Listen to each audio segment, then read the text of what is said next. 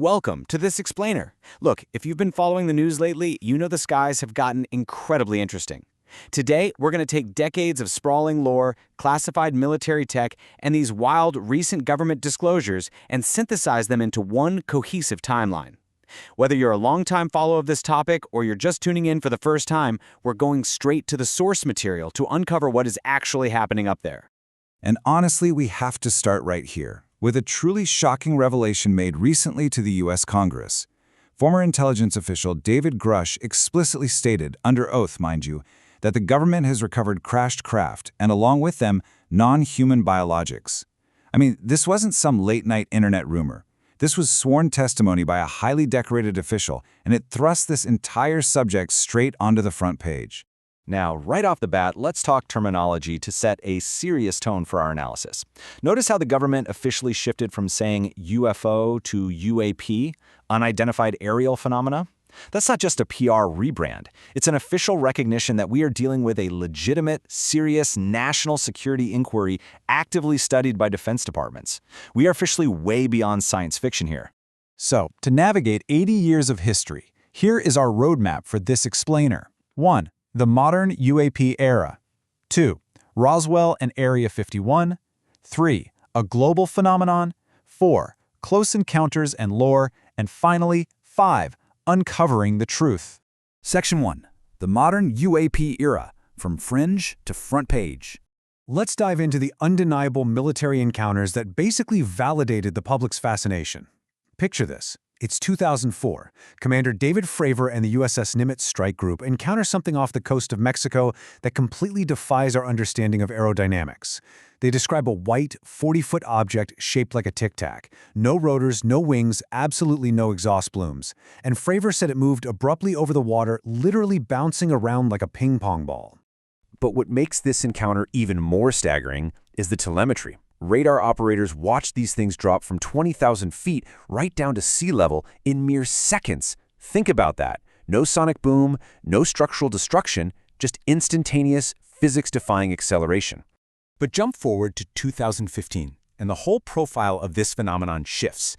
Lieutenant Ryan Graves reports an entirely different fleet of objects. Gone is the smooth tic-tac. Instead, his squadron is running into dark gray cubes suspended inside translucent spheres.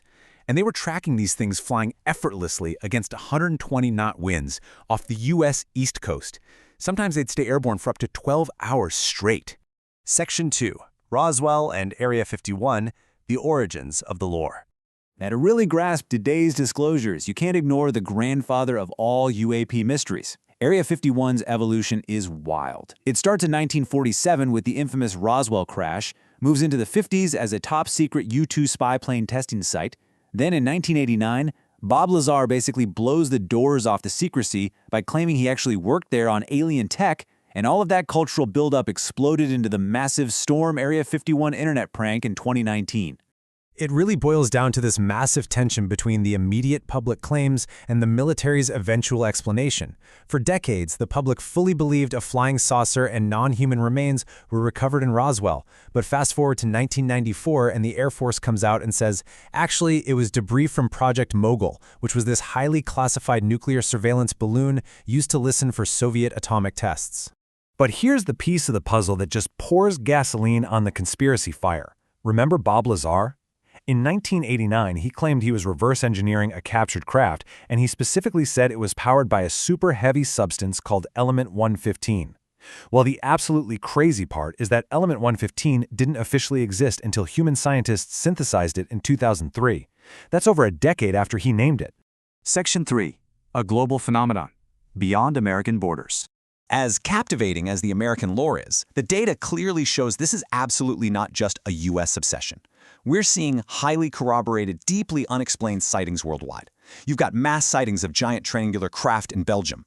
You've got a disc landing near the aerial school in Zimbabwe, where 62 kids claim they received telepathic messages. And, of course, the incredibly famous military encounter in the UK's Rendlesham Forest, with a glowing craft covered in strange symbols. Because of the sheer scale of these global incursions, even fiercely skeptical governments have had to totally pivot. Take Japan. Historically, they completely dismissed this stuff. In 2018, they even issued an official statement denying the existence of UFOs.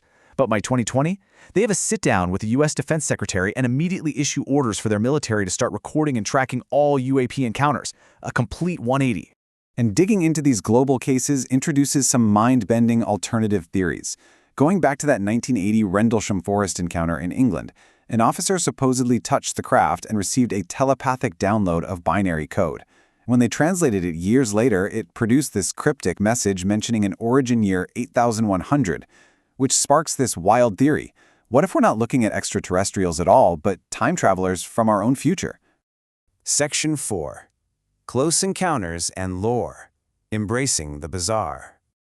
All right, let's temporarily leave the radar tracks behind and step into the genuinely bizarre aspects of close encounter lore, because the deeper you go into the source material, the stranger it gets.